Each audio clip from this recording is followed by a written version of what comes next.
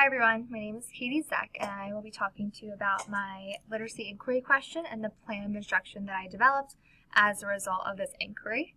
So the question that I developed was, how does technology impact student motivation and desire to read and write?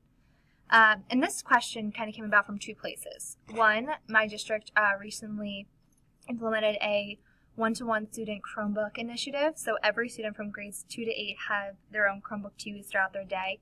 And so technology is very embedded into all of the students' school day. We use Google Classroom and Google Apps for Education for nearly every subject. Students draft their writing on their Chromebooks. They peer edit through the comments in Google Docs. We use online interactive games and websites and apps to support skills in other subjects. So it's a very large part of our instruction. So I was just kind of curious thinking about how does this use of technology affect their motivation to read and write? And also, does it affect their ability to attend to a text or attend to a piece of writing? So I was kind of curious, but then I also noticed that, especially this time of year, my students tend to lose motivation towards writing. It's sometimes, especially with certain students, it's a struggle to get them to write more than a couple sentences a day. And they are also not so apt to revise, or if they do revise, they revise once and then they're done. So I was kind of curious if there was a way to use technology as a motivational factor for their writing. So I found an article entitled, "The Journey Ahead, 13 Teachers Report How the Internet Influences Literacy and Literacy Instruction in Their K-12 Classrooms." And this is from the Reading Research Quarterly. So essentially the researcher, her name was Rachel Karchmer, she interviewed and corresponded with 13 K-12 teachers, and these teachers were considered exemplary in their use of technology in their literacy instruction. And so every grade was represented. There were teachers from rural schools, suburban, urban, and basically the researcher corresponded with these teachers for about 3 months through email and interviews, and she gained information from these teachers about their classrooms. And at the end of the research, they found that there were 3 main themes for how technology influences literacy. And they were the appropriateness of internet reading material, using the evaluation of the accuracy of the internet material as a teachable skill, and then the increased motivation with published work. So really what I thought was interesting was the piece where they're publishing the student work and using that as a motivator. The one teacher in the study used her classroom webpage as an outlet for the students to showcase their published work. And so anytime they had a published piece, it went on the webpage. And the teacher in the study said that this really motivated the students to write more and to write better. And it was because instead of just having an audience of a parent and a teacher, they now had an audience of many more people, and whoever they wanted to showcase their work to, they could just easily get on the class webpage and show that person their writing. So by writing for that larger audience, it gave the students a greater purpose and greater meaning behind their writing, and so that was definitely an influential factor in the way that literacy or technology did motivate students to write.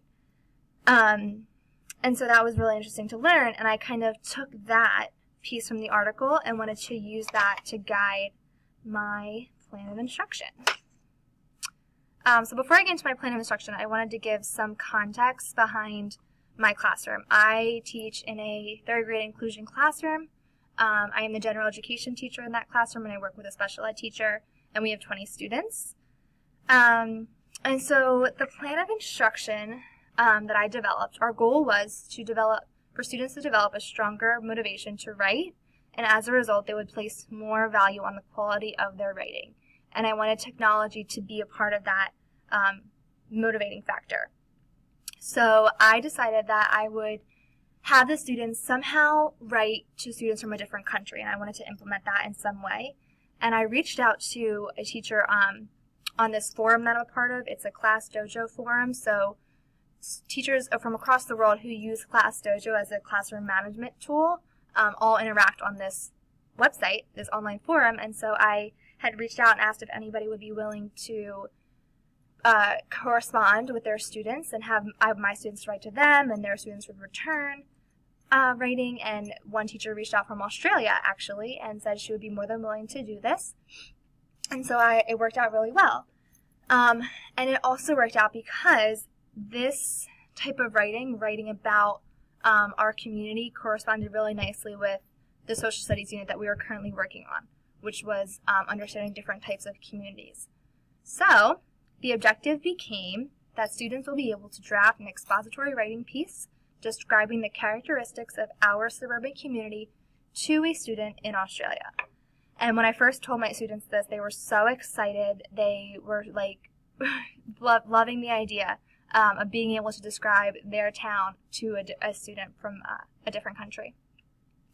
So I began my plan of instruction in the social studies time that we have of our day, just to develop some background knowledge of the different communities and their characteristics. So we talked about rural, urban, and suburban. We read a read aloud. We read The Little House by Virginia Lee Burton, which is a great story to talk about the different kinds of communities. We watched a video. We spent a couple days doing that, and then we spent another day just specifically talking about our community, which is in Logan Township, New Jersey, and talking about why it is a suburban community, like what characteristics make it suburban. And so once we had a strong amount of background knowledge on these communities, we moved into bringing that knowledge into our writing in Writer's Workshop. So in Writer's Workshop, we began to draft these expository nonfiction writing pieces. And my students had actually had some previous experience with this kind of writing from earlier in the year. So they already knew that they needed an introductory statement, they needed 3 central topics and details to support those topics, and then finally a closing. But despite this experience, I still wanted to begin each day that we were drafting these writing pieces with a mini lesson. So for about 4 to 8 days, we began to write, again, describing the characteristics, an expository piece describing our community. I began with my first mini lesson, which was identifying the ways that good authors organize and present nonfiction information. So I read a couple excerpts from different picture books that were nonfiction, just to show how certain authors presented the information. One author used primarily pictures, another author organized the information by alphabetically. So just to give the students ideas of how true nonfiction writers present their information. The next day, I did a mini lesson on how to identify and use various sources of information, so gathering the information of the characteristics of the community that they were going to use in their writing, how to find that information, how to paraphrase it into our own words. And then I did a mini lesson on how to organize our information into clear topics, 3 clear topics, and then how to support those topics with examples and details. That was a different day. And then we spent a day on talking about how to integrate expository text features into their writing, so adding pictures and captions, headings and subtitles, and the students loved to do that, and they liked the way that they could present the information using those text features. And then lastly, revising and editing our writing, and that's actually the stage that we're currently still in. But it's been really great to see how much effort and enthusiasm they have to writing just within the past 4 days or so that we've been drafting these pieces. I personally have definitely seen a stronger sense of motivation, excitement to write. They're engaged in the writing process more so than they have been in the past few weeks. And then I also wanted to interview the students themselves to see how they felt internally in terms of their motivation to write. So those are some of my mini lessons that I was just explaining. So here was some student feedback that I received.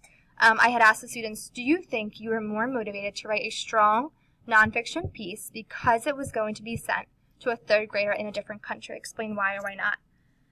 And their responses were really great. A lot of students said they wanted to be a better writer and be more motivated to write because they wanted the other student to understand them. They wanted to be clear to the other student in Australia. They wanted that student to be motivated to write back. So that was their motivation for writing. Students said they were just excited. They were enthusiastic about writing. They wanted to make a new friend. They wanted to come across as a good writer to that student. So they gave a lot of different specific reasons as to why this specific purpose behind their writing truly did motivate them. And so that was really great to see.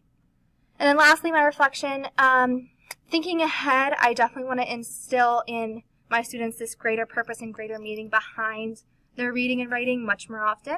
I was thinking about doing things like reading buddies and writing buddies where we bring our published writing pieces to second graders and share it with them in that way. And that could be the greater purpose behind our writing, is to share with a younger class. Same thing with reading buddies. Our motivation to read and to become better readers is to be able to read to younger students. And then also using my classroom webpage, as the woman did in the study, as a way to publish my students' work. And so I'm excited to be able to implement some of these strategies and new ideas that I have developed as a result of this inquiry. And that's about it. Thank you so much, and thanks for listening.